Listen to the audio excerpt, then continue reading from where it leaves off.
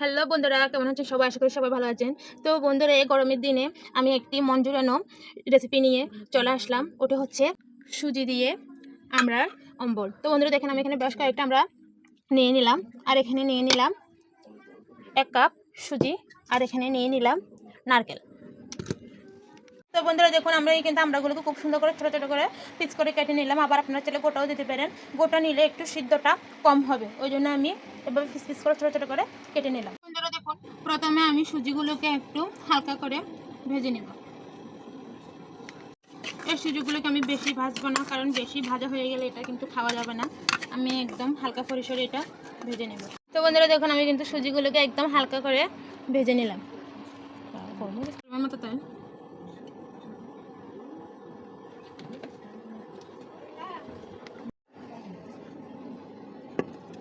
কড়াইতে আমি এখানে দিয়ে দেবো 5 ফোড়ন।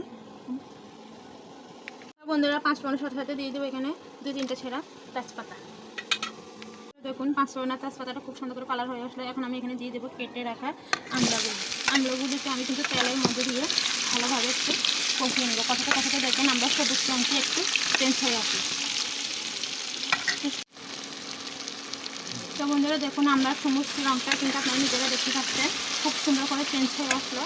তখন আমি এখানে দিয়ে দিব পরিমাণ মতো নুন, আর দিয়ে দিব 1 চামচ হলুদ গুঁড়ো, যাতে আম্বলের কালারটা খুব সুন্দর আসে।